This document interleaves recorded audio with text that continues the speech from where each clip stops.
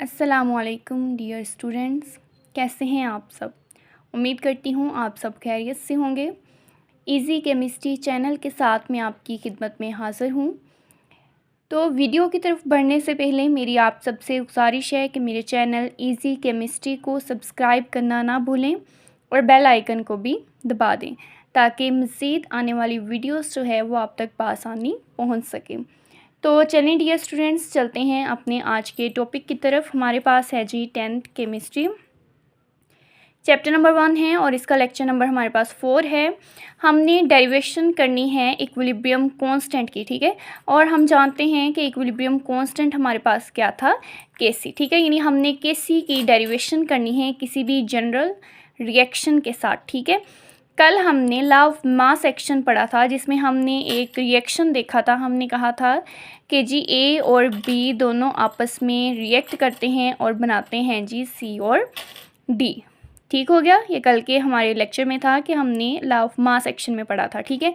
हमने जो है वो इसका फाइनल रिज़ल्ट, इसका केसी यानी इक्विलिब्रियम कांस्टेंट एक्सप्रेशन जो है वो निकाला था कि हमने ऊपर लिखे थे इनके प्रोडक्ट, ठीक है, सी और डी, और नीचे हम लिखेंगे इनके रिएक्टेंट्स ए और बी, ठीक है। तो ये हमारे कल के लेक्चर में था कि हमने जिसमें एक रिएक्शन के ज़रिए उनका केसी वैल्यू निकाला था। केसी वैल्यू को हम नाम देते हैं जी इक्विलिब्रियम कांस्टेंट का, ठीक है। तो आज हमने जो है कोई भी जनरल रिएक्शन लेना है, उस जनरल रिएक्शन में हमने नंबर ऑफ़ मोल्स भी ऐड करने हैं। इधर हमारे पास नंबर ऑफ़ मोल्स ऐड नहीं थे, ठीक है।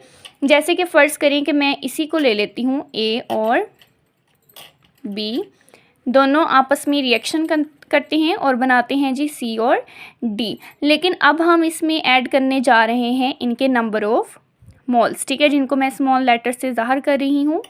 बी के नंबर ऑफ़ मोल्स हैं जी स्मॉल बी, सी के नंबर ऑफ़ मोल्स हैं जी स्मॉल सी और डी के नंबर ऑफ़ मोल्स हैं जी स्मॉल डी। ठीक हो गया। तो कल वाले लेक्चर में और आज के लेक्चर में हमारे पास जो है वो इसका डिफरेंस है कि इधर हमारे पास नंबर ऑफ़ मोल्स नहीं थे और यहाँ पर हमारे पास नंबर ऑफ़ मोल्स मौजूद हैं, ठीक है। तो इसमें हम लोग सबसे पहले इसकी जो है वो डेफिनेशन करते हैं। तो जी इसकी डेफिनेशन की जाती है कि rate of reaction is directly proportional to product of molar concentration of reactants। ये हमने कल के लेक्चर में भी पढ़ा था कि जो हमारे पास रेट ऑफ रिएक्शन होता है उसमें हम लोग जो हैं जितने भी रिएक्टेंट्स हैं उनकी मोलर कंसंट्रेशन लेते हैं और मोलर कंसंट्रेशन का प्रोडक्ट मतलब उनको आपस में मल्टीप्लाई करते हैं, ठीक है। लेकिन यहाँ पे हम साथ ऐड करने जा रहे हैं raise to power equal to number of moles. यानी हमने जो रिएक्टेंट्स की मोलर कंसंट्रेशन लेनी है उनके जितने भी नंबर ऑफ़ मोल्स हैं हम उनको उनकी पावर में लिखेंगे, ठीक हो गया। यानी कि हमारे पास जो ये वाली एग्जांपल थी कि हमारे पास ए के जो नंबर ऑफ़ मोल्स स्मॉल ए है उसको भी हम पावर में लिखेंगे, ठीक है। जो बी है उसके नंबर ऑफ़ मोल्स जो हैं उसको भी हम उनकी पावर में लिखेंगे, ठीक है। तो हम लोग इसकी सबसे पहले जो है बात करते हैं कि जी rate of forward reaction directly proportional होगा, ठीक है। अब molar concentration of reactant forward reaction में देखें रिएक्टेंट हमारे पास कौन से हैं, ए और बी है, ठीक है। कौन से हैं, ए और बी, ठीक है। तो हम लोग इन दोनों को लिख लेंगे, A molar concentration of A and molar concentration of B, ठीक है। लेकिन इनके नंबर ऑफ़ मोल्स हम कहाँ लिखेंगे, इनकी पावर में लिखेंगे, ठीक है। तो जी हमारे पास नंबर ऑफ़ मोल्स इस ए के कौन से हैं, स्मॉल ए, और बी के कौन से हैं, स्मॉल बी, ठीक है। तो यानी हम ए के नंबर ऑफ़ मोल्स को इसकी इधर पावर में ऐड कर देंगे और बी के नंबर ऑफ़ मोल्स को इधर लिख देंगे, ठीक है। सेम कल हमने कहा था कि ये प्रोपोर्शनैलिटी साइन होता है, इसको जब भी हम इक्वलिटी में कन्वर्ट करते हैं तो साथ एक कांस्टेंट का इजाफा होता है जो हम फॉरवर्ड रिएक्शन के लिए लिखते हैं KF, ठीक है। A ये इसके नंबर ऑफ मोल्स, B और ये इसके नंबर ऑफ मोल्स, ठीक हो गया। तो रिवर्स रिएक्शन की अगर हम रेट की बात करें, रेट ऑफ रिवर्स रिएक्शन, ये भी डायरेक्टली प्रोपोर्शनल होगा उसके रिएक्टेंट की मोलर कंसंट्रेशन के, ठीक है। तो यहाँ पे रिवर्स रिएक्शन के लिए रिवर्स रिएक्शन यही होगा ना कि इधर से हम लोग बैकवर्ड जाएंगे पीछे की तरफ, ठीक है। तो रिएक्टेंट कौन से होंगे, C और D, और इनके number of moles small c और स्मॉल d जो कि इसकी पावर में जाएंगे, ठीक है। तो हम लोग लिखते हैं जी C, ये इनके नंबर ऑफ मोल्स, D और ये इनके नंबर ऑफ मोल्स, ठीक है। और ये प्रोपोर्शनैलिटी साइन, इसको जब भी इक्वलिटी में कन्वर्ट करते हैं तो साथ एक कांस्टेंट का इजाफा जो हमारे पास रिवर्स रिएक्शन के लिए कौन सा है, KR, ठीक है। इसके बाद C और ये D, C और D। अब इक्विलिब्रियम स्टेट पे हम लोगों ने बात की थी कि जी rate of forward reaction become equals to rate of reverse reaction, ठीक है। यानी rate of forward reaction equal हो जाता है रेट ऑफ रिवर्स रिएक्शन के, ठीक है। तो रेट ऑफ फॉरवर्ड रिएक्शन की हमारे पास जो है वो वैल्यू कौन सी है, KF A और B। KF A इनके नंबर ऑफ मोल्स, B और ये इनके नंबर ऑफ मोल्स, ठीक है।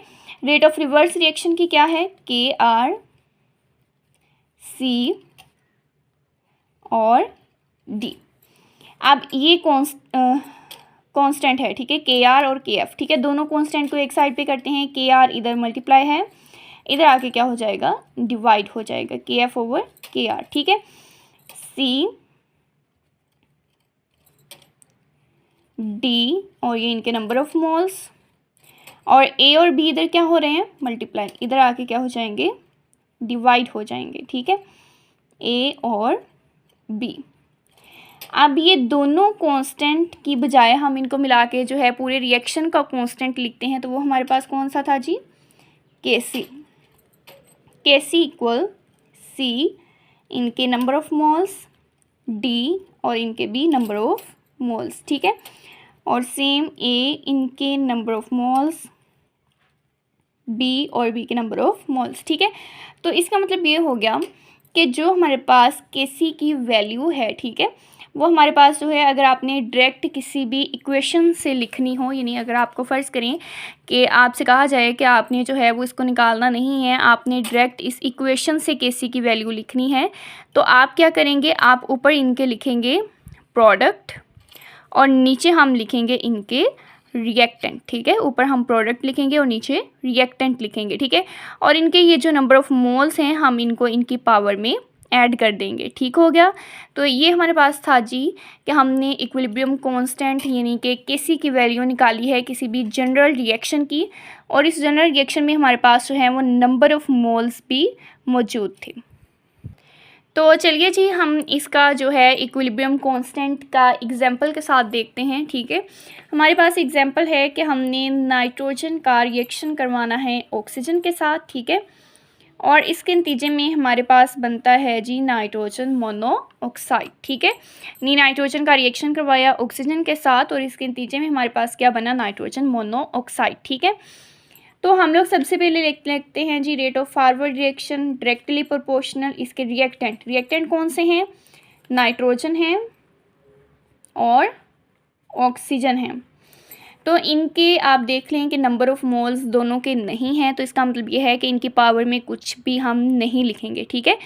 तो रेट ऑफ फॉरवर्ड रिएक्शन इसकी प्रोपोर्शनैलिटी को इक्वलिटी में और साथ एक कांस्टेंट KF, ठीक है, N2 एंड O2। उसके बाद जी रेट ऑफ रिवर्स रिएक्शन की बात करते हैं। Rate of reverse reaction directly proportional होगा NO। अब ये 2 इसके क्या हैं, नंबर ऑफ मोल्स हैं, ठीक है। तो नंबर ऑफ मोल्स को हम कहाँ लिखेंगे, इनकी पावर में लिखेंगे, ठीक है। जिसके नंबर ऑफ़ मोल्स होंगे उसको हम पावर में ऐड करते जाएंगे और जिनके नंबर ऑफ़ मोल्स नहीं होंगे उनको हम पावर में नहीं लिखेंगे, ठीक है। तो जी इसकी भी प्रोपोर्शनैलिटी साइन को कन्वर्ट कर दिया इक्वलिटी में, साथ कांस्टेंट का इजाफा जो रिवर्स रिएक्शन के लिए हम कौन सा लेते हैं, KR, ठीक है, NO2।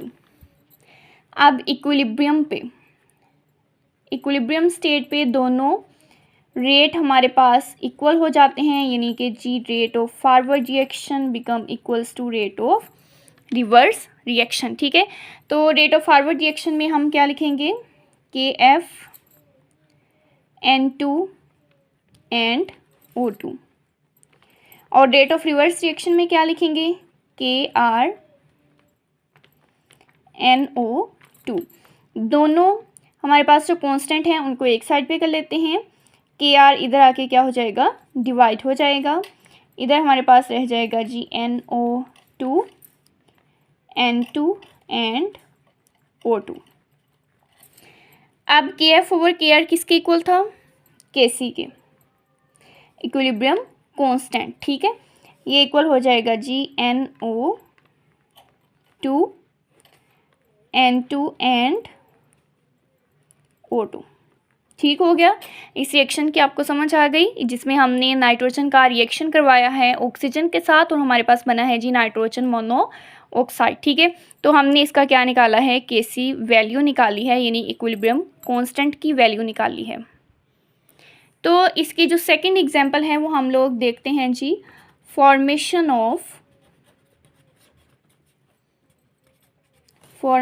Of ammonia. अमोनिया की फॉर्मेशन है, ठीक है। अमोनिया हमारे पास बनता है कि जब हम नाइट्रोजन का रिएक्शन करवाते हैं 3 मोल्स ऑफ हाइड्रोजन के साथ, ठीक है, तो तब हमारे पास बनता है जी 2NH3 अमोनिया मॉलिक्यूल, ठीक है। और ये आपके पास है जी इम्पोर्टेंट शॉर्ट क्वेश्चन है। इस इम्पोर्टेंट शॉर्ट क्वेश्चन में आपको क्वेश्चन इस लिहाज से भी दिया जा सकता है कि अमोनिया के फॉर्मेशन के लिए आप KC की वैल्यू निकालें, या वो आपको KC की बजाय कह सकते हैं कि जी आप इक्विलिब्रियम कांस्टेंट की वैल्यू निकालें, ठीक है। तो वहाँ पे कंफ्यूज होने की ज़रूरत नहीं है, KC को ही हम लोग नाम देते हैं इक्विलिब्रियम कांस्टेंट का, ठीक है। और इसके लिए वो आपको ये इक्वेशन नहीं देंगे, ठीक है। ये इक्वेशन भी आपने खुद ही याद रखनी है कि अमोनिया की फॉर्मेशन के लिए इक्वेशन क्या है, कि 1 मोल नाइट्रोजन रिएक्शन करते हैं 3 मोल्स ऑफ हाइड्रोजन के साथ और इसके नतीजे में बनते हैं 2 मोल्स ऑफ अमोनिया, ठीक है। तो सबसे पहले हम लोग देखते हैं जी इसका forward reaction. Rate of forward reaction directly proportional किसके होगा, रिएक्टेंट के, ठीक है। रिएक्टेंट है नाइट्रोजन N2, दूसरा है हाइड्रोजन 3, इसके क्या है, नंबर ऑफ मोल्स, और नंबर ऑफ मोल्स को हमने कहाँ लिखना है जी, इनकी पावर में लिखना है, ठीक है। ये प्रोपोर्शनैलिटी साइन को जैसे ही इक्वलिटी में कन्वर्ट करते हैं, साथ एक कांस्टेंट का इजाफा, जो कांस्टेंट कौन सा है, KF आएगा, ठीक हो गया। वो कांस्टेंट कौन सा आएगा, KF, ठीक है। N2H2 जिनके नंबर ऑफ मोल्स कितने हैं, 3। उसके बाद जी रेट ऑफ रिवर्स रिएक्शन, ये डायरेक्टली प्रोपोर्शनल होगा इसके जितने भी रिएक्टेंट्स हैं। रिवर्स रिएक्शन में रिएक्टेंट आपके पास सिर्फ अमोनिया है और अमोनिया के नंबर ऑफ मोल्स कितने हैं, 2। तो ये हम इधर ऐड कर लेते हैं, ठीक है।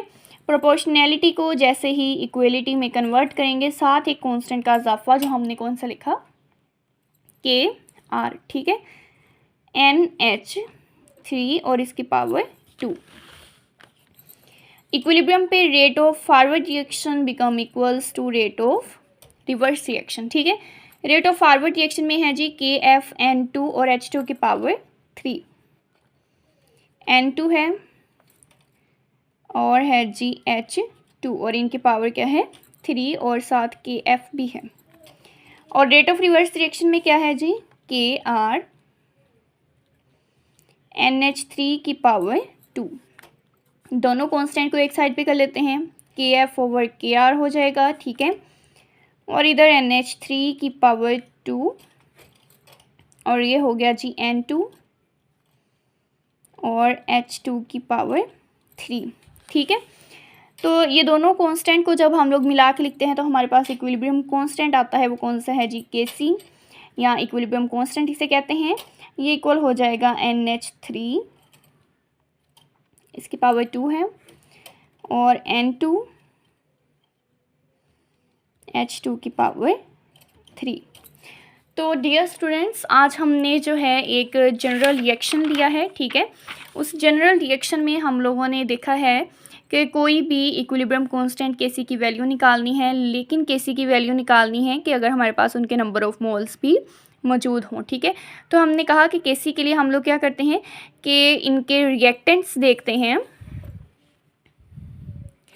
हम मोलर कंसंट्रेशन लेते हैं रिएक्टेंट्स की, और उनके जो नंबर ऑफ़ मोल्स हैं हम उनको उनकी पावर में लिख देते हैं। ठीक है, तो फॉरवर्ड रिएक्शन के लिए हमने जो है वो इनके A और B लिख दिया था, और साथ में इनके नंबर ऑफ़ मोल्स जो हैं वो हमने ऊपर ऐड कर दिए थे। ठीक है, सेम फिर हमने रिवर्स रिएक्शन का निकाला, और इक्विलिब्रियम पे हमने rate of forward reaction equal कर दिया रेट ऑफ रिवर्स रिएक्शन के। ठीक है, उसके बाद हमने इसकी जो है वो दोनों एग्जांपल्स देखी हैं, जिनमें से सबसे पहली एग्जांपल हमने देखी है कि नाइट्रोजन और ऑक्सीजन का रिएक्शन होता है और आपके पास बनता है जी नाइट्रोजन मोनोऑक्साइड। ठीक है, तो हमने इसका Kc वैल्यू निकाला है। ठीक है, सेकंड एग्जांपल और मोस्ट इम्पोर्टेंट आपके पास शॉर्ट क्वेश्चन है कि जिसमें हमारे पास पूछा जाता है कि आप अमोनिया की फॉर्मेशन के लिए Kc वैल्यू निकालें या अमोनिया की फॉर्मेशन के लिए इक्विलिब्रियम कांस्टेंट की वैल्यू निकालें। ठीक है, तो ये आपने इक्वेशन जहन में रखनी है कि अमोनिया की फॉर्मेशन कैसे होती है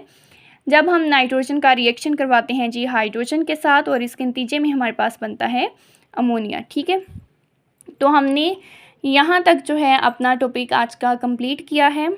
उम्मीद करती हूँ आप सबको समझ आ गई होगी। बाकी मज़ीद वीडियो के लिए जो है वो इंशाल्लाह हम कल हाज़िर होंगे। तब तक के लिए अल्लाह हाफ़िज़।